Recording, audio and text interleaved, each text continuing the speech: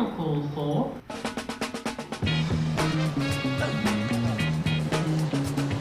I ain't talking just to tease.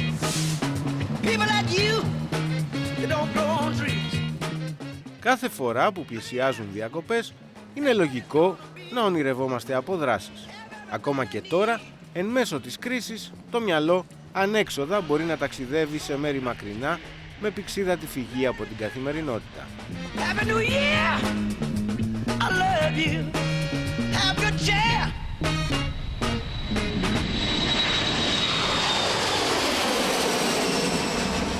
I love you, good God, got my baby,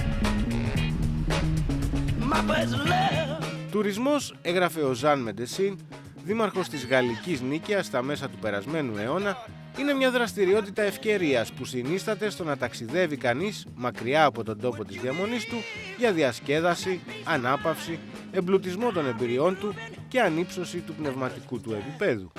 Από τότε που διατυπώθηκαν αυτά τα μάλλον ρομαντικά λόγια έχουν περάσει πολλές δεκαετίες και αρκετά πράγματα έχουν αλλάξει.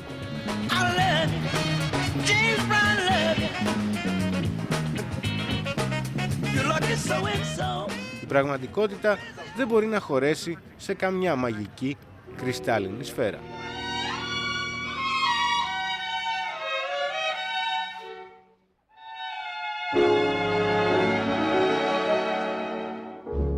Chestnuts roasting on an open fire, Jack Frost nipping at your nose, Yuletide carols being sung by a choir. Είναι γεγονός ότι τώρα πλέον οι συγκοινωνίες έχουν αναβαθμιστεί, οι ταχύτητες μετακίνησης έχουν μικρύνει, κατά συνέπεια τα μικρής διάρκειας ταξίδια είναι εφικτά και από πλευράς κόστους αλλά και από πλευράς χρόνου.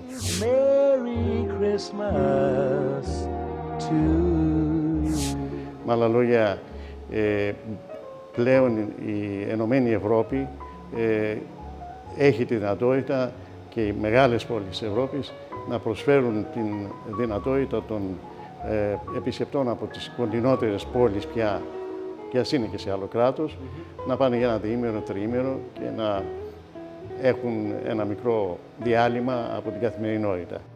Η Ελλάδα έχει πάψει να αποτελεί μόνο προορισμό για τους τουρίστες. Οι Έλληνες ταξιδεύουν όλο και περισσότερο στη σύγχρονη Ευρώπη της απεριόριστης κινητικότητας.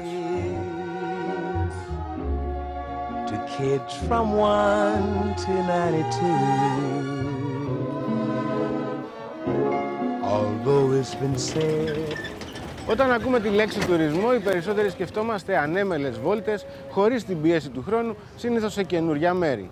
Αυτό που πολλές φορές ξεχνάμε είναι ότι ο τουρισμός αποτελεί μια μεγάλη βιομηχανία που δίνει δουλειά σε εκατομμύρια εργαζομένων στην Ευρώπη.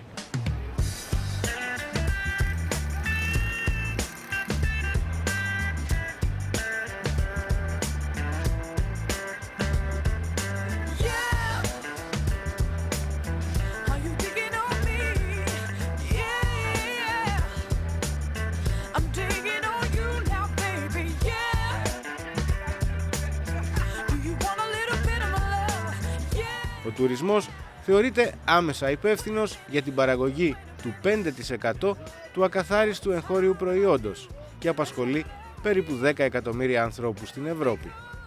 Αν συνυπολογίσει κανείς και τους συναφείς κλάδους, τα νούμερα αυτά διπλασιάζονται. Νομίζω ότι είναι κοινά αποδεκτό ότι ο τουρισμός είναι μία από τις οικονομικές δραστηριότητες που επηρεάζει ένα πλήθος επαγγελμάτων και ένα μεγάλο κομμάτι του ευρωπαϊκού πληθυσμού.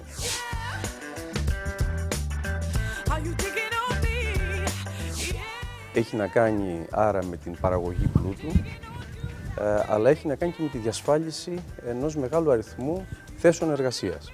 Πέρα από αυτά, φέρνει πιο κοντά τους διαφορετικούς λαούς, τις διαφορετικές κοινωνίες, ανοίγει ορίζοντες, μας κάνει πιο ανεκτικούς απέναντι στο διαφορετικό και μας κάνει πιο πλούσιους με την έννοια ότι ανοιγόμαστε και σε άλλους πολιτισμούς, άλλες κουλτούρες, άλλες λογικές, άλλες αντιλήψεις. Έτσι αυτό ενδιαφέρει πολλαπλά.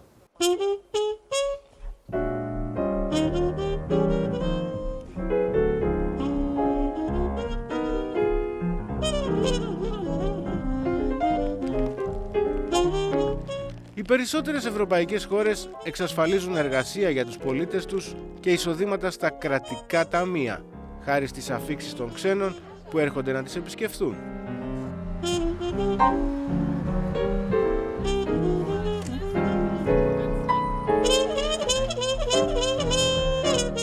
Δεν είναι τυχαίο ότι στο σχετικό top 10 των χωρών με τις περισσότερες αφίξεις, οι 6 είναι ευρωπαϊκές, ενώ στις 2 πρώτες θέσεις, σε ό,τι αφορά τις πόλεις με τη μεγαλύτερη επισκεψιμότητα, φιγουράρουν το Παρίσι και το Λονδίνο. Αυτές οι 2 πόλεις κυριαρχούν και στις προτιμήσεις των Ελλήνων που ταξιδεύουν στο εξωτερικό, όπως μας επιβεβαιώνει ο Ηλίας Παπαδόπουλος, εκπρόσωπος τουριστικού γραφείου που έχει ειδικευτεί ακριβώς σε αυτούς τους προορισμούς. Το Παρίσι είναι ο δημοφιλέστερος προορισμός για την ελληνική αγορά.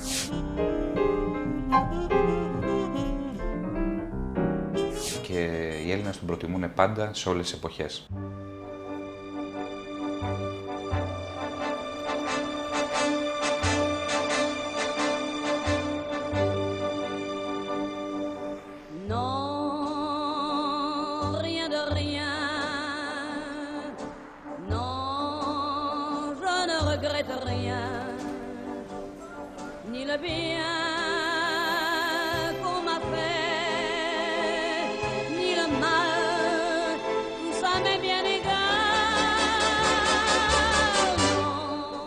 Ποια είναι τα πλεονεκτήματα της κάθε πόλης?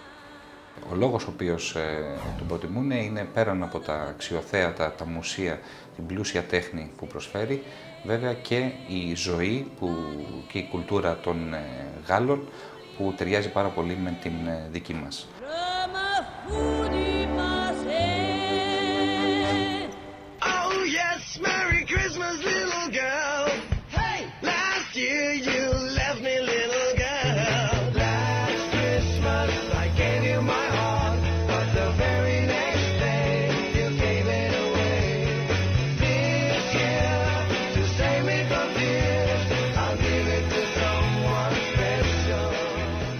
Το Λονδίνο είναι επίσης από τους δημοφιλέστερους προορισμούς και θα έλεγα είναι δεύτερος στην κατηγορία των Ελλήνων που προτιμούν να βγουν στο εξωτερικό και επίσης πέραν των αξιοθεάτων και των πλούσιων μουσείων που προσφέρει η πόλη έχει πολύ έντονη ζωή, διασκέδαση και βέβαια είναι και ο ναός για το shopping όπως λέμε.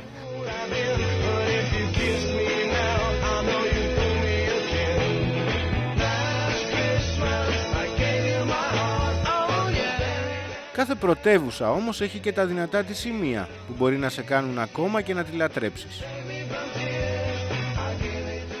Ο Πέτρος Γεωργίου που έχει ζήσει στο Παρίσι δηλώνει ακόμα εχμάλωτος της γοητείας του, αν και το έχει εγκαταλείψει εδώ και μερικά χρόνια. Είναι μια εξαιρετικά πληθωρική πόλη αφενός, δηλαδή έχει πάρα πολλά πράγματα και πάρα πολλά ενδιαφέροντα.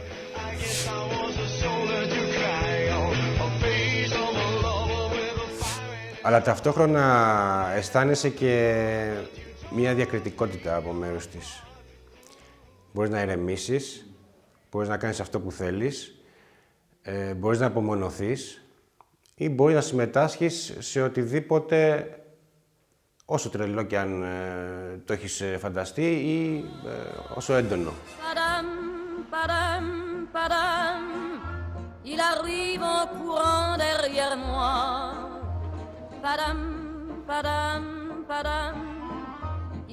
Προφανώς δεν είναι λοιπόν τυχαίο που το Παρίσι έχει τραγουδηθεί ή ακόμα καλύτερα υμνηθεί σε διάφορες εποχές.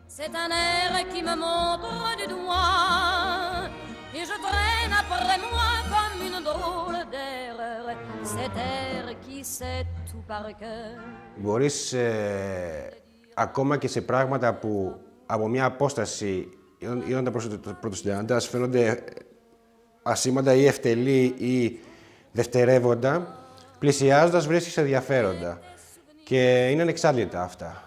Γονίτσες, πρόσωπα ανθρώπων, περίεργα πράγματα που σου συμβαίνουν στις πιο απροσδόκητες ώρες. Μες στη νύχτα, ξέρω εγώ, σε ένα προάστιο που δεν υπάρχει κανείς και ξαφνικά βλέπεις μια τεράστια ομάδα να κάνουν skating.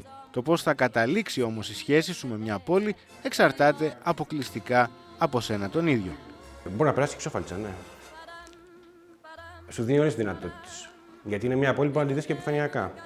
Και να τη συγκρίνεις με το Λονδίνο και να σου αρέσει το Λονδίνο περισσότερο. Δεν υπάρχει καμία σύγκριση.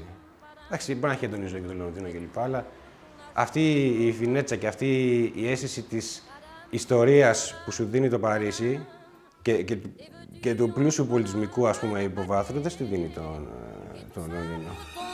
Juste au coin de la rue, sur l'air qui m'a reconnu.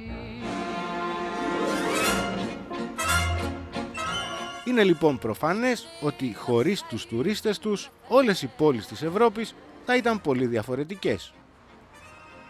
Το δεδομένο αυτό έκανε την Ευρωπαϊκή Ένωση να ανακαλύψει στον τουρισμό ένα σωσίβιο για να μην βουλιάξουν εντελώς οι οικονομίες πολλών χωρών της. Για πρώτη φορά στην ιστορία γίνεται λόγος για μια κοινή ευρωπαϊκή τουριστική στρατηγική.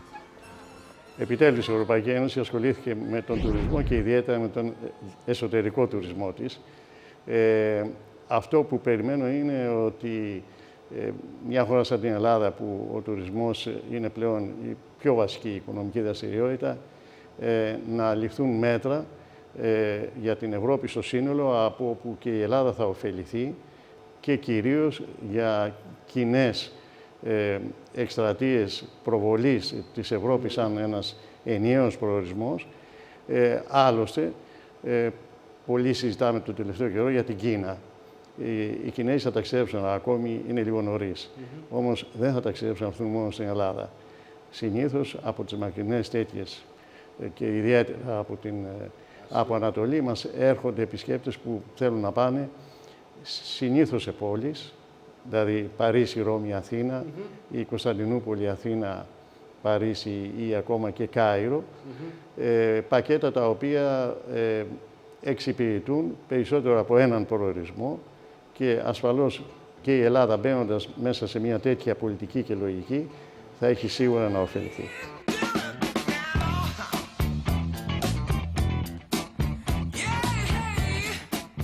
Στην Ευρώπη καταλήγει περίπου το 40% των τουριστών παγκοσμίως και η προοπτική μαζικής άφιξης και νέων από χώρες όπως η Κίνα δίνει πραγματικά φτερά στα όνειρα για μια πιο συντονισμένη πολιτική.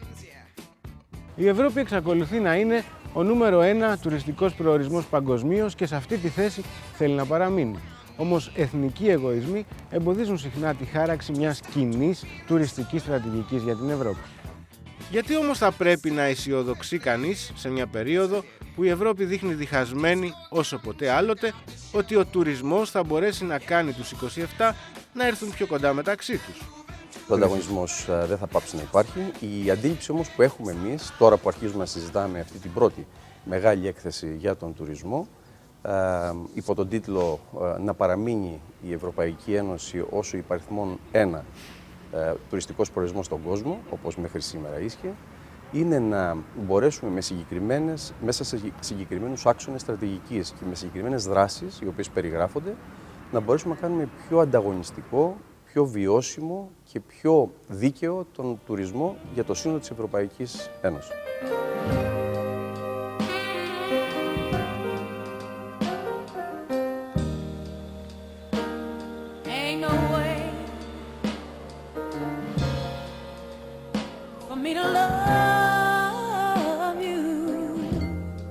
Αλλά όταν μιλάμε για μια βιομηχανία, δεν θα πρέπει να αγνοούμε ότι και εδώ έχουμε πια να κάνουμε με τους κανόνες του σκληρού ανταγωνισμού της πλήρους απελευθέρωσης. Κανόνες που βοήθησαν στη γέννηση μονοπωλιακών φαινομένων. Οι μεγάλοι tour operators είναι πια παγκόσμιοι παίχτες, επιχειρήσεις με συγκεντρωμένα κεφάλαια που γιγαντώθηκαν στην Ευρώπη μετά τη δεκαετία του 60 και ελέγχουν το μεγαλύτερο μέρος του εμπορίου. Δυστυχώς οι τρεις μεγάλοι οργανισμοί, οι οποίοι ελέγχουν και μικρότερες εταιρείες, τις οποίες έχουν προσαρτήσει ήδη, άσχετο εάν αυτές λειτουργούν με το δικό τους brand name, στην πραγματικότητα όμως είναι γεγονός ότι το περίπου 60% του οργανωμένου τουρισμού που